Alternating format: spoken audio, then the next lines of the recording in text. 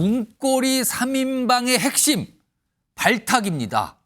대통령실의 발탁. 문고리 3인방 이거 박근혜 정부 때 나왔던 표현 아닙니까?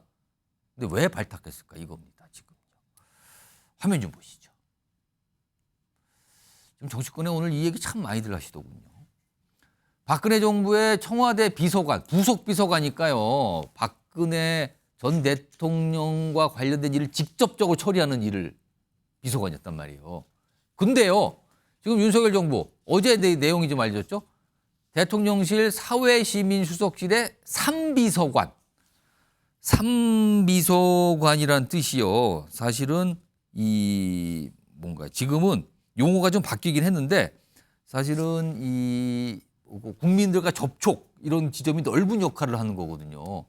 이 비서관에 발탁됐다는 얘기인데 지금 이 정호성이라는 인물을 보면은요. 박근혜 전 대통령 정계 입문 때부터 보좌를 했다. 그리고 박근혜 정부 당시 이제 부속 비서관 맡았고요. 이때 문고리 3인방 중에 한 명이라는 별칭을 얻게 됩니다. 그만큼 뭐 실세란 뜻도 있고요. 이른바 최서원 씨하고 가깝다는 뜻도 되고요. 이렇게 됩니다. 그런데 이 국정농단 당시에 연루가 됐죠. 그래서 구속 기소되고 실형 선고 후 만기 출소가 됐습니다. 그리고 당시에 이 정호성 비서관, 당시 비서관의 휴대전화에 통화 녹음이 엄청나게 많이 있었는데 이게 국정농단 이 수사할 때 결정적인 증거를 했다고 좀 평가받고 있거든요. 이런 인물입니다. 자, 당시 수사 때 윤석열 대통령이 특검을 해서 수사를 담당했잖아요. 당시 목소리 좀 확인해 보겠습니다. 정호성 씨 그 재판에서는 본인이 증거 동의를 했고요. 그리고 그 태블릿이 최순실 씨가 쓰던 태블릿이 맞다라고 본인이 인정하면서 증거 동의를 그분이 하셨고, 최순실 씨 재판에서는 증거로 내달라고 해서 작성한 그대로 법정에 제출을 했고 적법하게 증거로 채택된 걸로 알고 있습니다. 자, 이런 상황이었어요. 근데요, 이게 왜 지금 정치권에서 여러 가지 얘기가 나오냐면요. 화면을 정리 좀 해보죠. 자, 제목을 보세요. 수사, 그리고 사면, 그리고 발탁. 윤석열 대통령 왜일까? 2017년 국정농단 특검 수사가 이루어졌잖아요. 그때 당시에 정호성 구속 기소를 했어요. 그리고 1년 6개월 실형을 살았죠. 만기 출소합니다. 그리고요, 윤석열 대통령 취임 이후 첫 특별 사면했는데 당시에 정호성 복권을 시킵니다. 본인이 수사를 해서 실형을 살게 됐는데 복권을 해요. 그리고 어제 대통령실의 비서관으로 발탁했다는 얘기가 나옵니다. 제3비서관입니다. 김진욱 전 대변인 이 상황 좀 어떻게 보고 계십니까? 좀 너무 황당해서 사실은 논평할 필요가 있을까라는 생각이 좀 들 정도인데, 일단 정호성 씨가 이 박근혜 전 대통령을 결국 대통령 자리에서 내려오게 만들었던, 탄핵에 이르게 했던 그 문고리 3인방의 핵심 한 명 아닙니까? 예. 그리고 그 당시에 그 정호성 씨에게 지어졌던 제명이 뭐냐면요. 청와대의 기밀 문건을 최순실, 지금의 최서원 씨에게 유출해서 그것 때문에 실형으로 1년 6개월을 선고받고 그걸 형을 다 마치고 나온 사람이거든요. 예. 그 당시에 좀 전에도 설명이 있었습니다만 그 수사팀, 특검을 지휘했던 사람이 윤석열 대통령이시고 그다음에 뭐 나와가지고 사면 복권 될 수 있어요. 예. 그렇지만 이 사람을 지금의 대통령실의 그 대통령을 직접적으로 보좌하는 비서관으로 발탁하는, 이것을 뭐라고 이해해야 될지 전 잘 모르겠는데 저조차도 이해를 못하겠다면 대통령실이 이 부분에 대한 명확한 해명을 했어야 됩니다.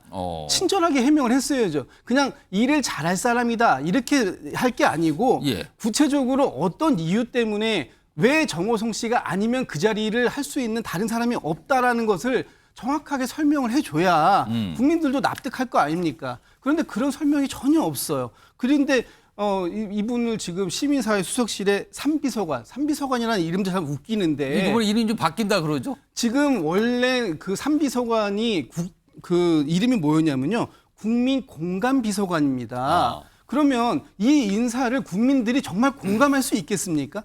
이런 인사 해놓고선 국민이 공감하기를 바랬다라고 얘기한다면 정말 대통령실의 정무감각 완전히 제로 아닙니까?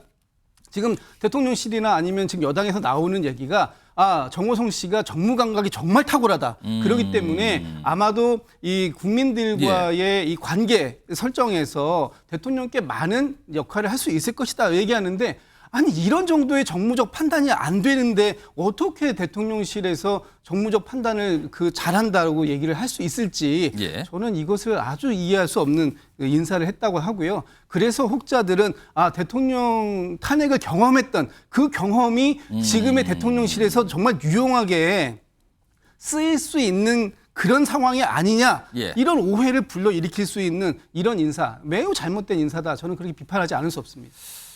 자, 이 사안과 관련된 오늘 정치권의 반응이 있는데요. 목소리 좀 들어보겠습니다.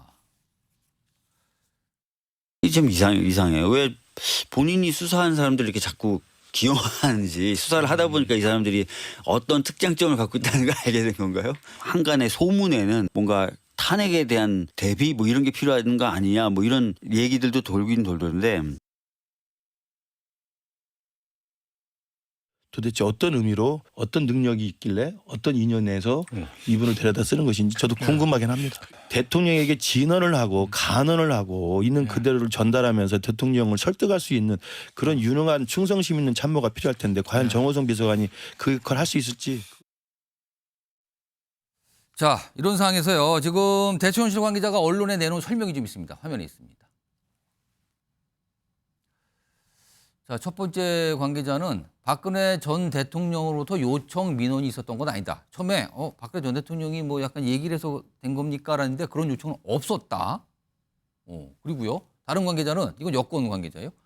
윤석열 대통령이 취임 후에 정호성 전 비서관을 따로 만나는 등 그의 업무 능력, 태도 등을 눈여겨봤다. 그래서 이번에 발탁이 된 거다. 이런 설명이 나왔어요. 윤기찬 부위원장, 이거 어떻게 좀 봐야 됩니까 지금? 저희 인사는 사실 이제 보수 진영 내에 약간의 파문일 수는 있죠. 좀 파격적인 인사는 맞는 것 같은데 예. 저희 인사를 대통령의 인사재량권을 벗어났다라고 보기는 어려워요. 일단 복권이 됐기 때문에 공무담임의 그 결격 사유는 없는 거거든요. 예. 그다음 자격상의 문제는 없는 것이고 범죄 그 행위 내용을 보더라도 이것이 뭐 본인이 이제 업무 수행 중에 일환으로 그런 행위를 했던 것으로 보여져요. 누구의 예. 지시를 받았는지 모르겠습니다만은. 예. 본인 스스로의 판단에 따라서 최세원 씨한테 연설문들을 보낸 것이 아니고 어쨌든 누구의 지시가 있었겠죠. 그렇기 때문에 그 지시의 수행 차원에서 보냈던 것이고 녹음된 것은 본인 스스로가 나중에 회고록을 쓸 때 참고하려고 했다는 것하고 예. 그다음에 대통령의 지시사항을 나중에 빼먹지 않기 위해서 녹음했다는 것이기 때문에 다른 의사가 있는 녹음은 아니었던 것으로 거의 밝혀져 있는 상황이었고요.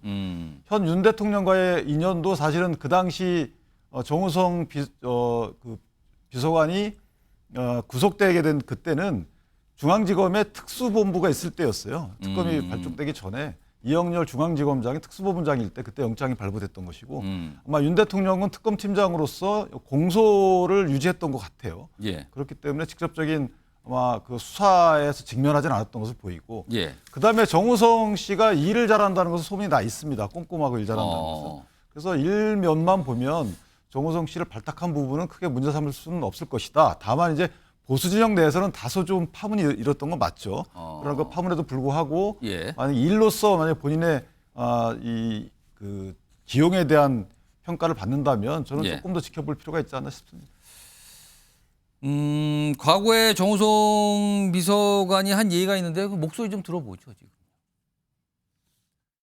대통령님은 굉장히 본인의 철학과 소신이 뚜렷하세요. 그리고 그런 부분에 대해서 표현도 되게 잘하시고. 근데 지금 이상하게 지금 이게 좀 알려지고 있어서 참 마음이 아픕니다. 대통령을 지근거리에서 모시는 그런 막중한 책무를 맡아서 좀 더 잘했어야 되는데 여러 가지로 부족했습니다. 죄송합니다. 뒤돌아보면 여러 가지로 가슴 아픈 점이 많습니다. 지금 나오지만 감옥이 저 아닌지 바뀐지 모르겠습니다. 자, 출소할 때 모습, 여러 가지 당시 모습이었는데 아무튼 좀 약간 좀 정치권에서 이런저런 얘기를 좀 낳고 있죠. 뭐 비서관 자리인데 워낙 문고리 3인방, 이른바 문고리 3인방의 한 명 핵심이다. 이런 게 주목을 받았기 때문에 좀 정치권에서 얘기가 나왔습니다. 이런 가운데요.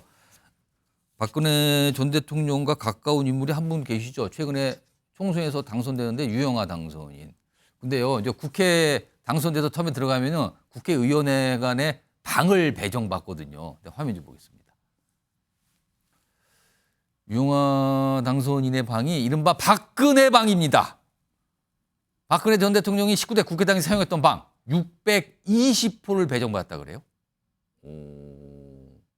그래서 반응이 보면 개인적으로 의미 남다른 620호 사용하고 싶다 이런 소망을 뭐 나타냈는데 지금 국민의힘 나온 설명은 국민에서 나온 설명은 선수와 나이뿐 아니라 본인의 지망 고려에 회관방을 배정했다. 특히 이 620호도 그렇지만 6층이 이른바 의원회 간의 로얄층으로 꼽히는 것이거든요. 여러 가지 위치도 좋고 그래서 소영주 소장님. 네. 박근혜 전 대통령에 대한 배려일까요, 이거는? 그렇죠. 누가 보더라도 박근혜 후광 효과다. 그래 볼 수 있을 것 같습니다. 625, 6층 625, 뭐 이제 전망마다 다른데요. 예. 아마 저게 박근혜 전 대통령이 국회의원 시절 새누리당 대표 시절까지 썼던 방이거든요. 그렇습니다. 그러면은 아무래도 이제 창밖이 잘 보이고 뭐 이렇게 이른바 한마디로 뷰가 좋다. 좋고 나름대로 좀 그 노열층이라고 볼 수 있죠. 그러면은 예를 들어서 뭐 엘리베이터나 이런 게 동선도 좋고. 동선도 좋고요. 대부분 이제 그 다선 의원들은 그런 방을 좀 배려해 주고요.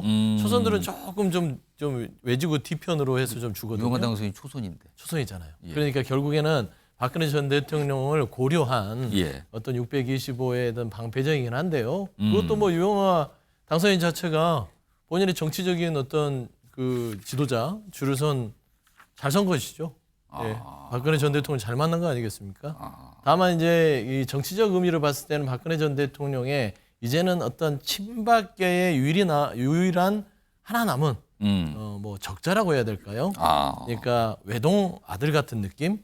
그래서 하나를 이제 좀 이 보수층에 남겨놓는다는 그런 의미에서 예. 아마 국민의힘에서 배려를 해준 방배제인 것 같습니다. 제가 국회에 출입할 때 이게 의원회관 가보면요, 6층은요 중진급들이나 당 지도부급들이 쫙 이렇게 같은 방을 나란히 하고 있는 항상 그렇거든요. 근데 여기에 유영하 변호사가 620호 박근혜 전 대통령이 사용했던 그 호실을 배정받았다. 이런 얘기도 오늘 나왔네요. 전해드렸고요.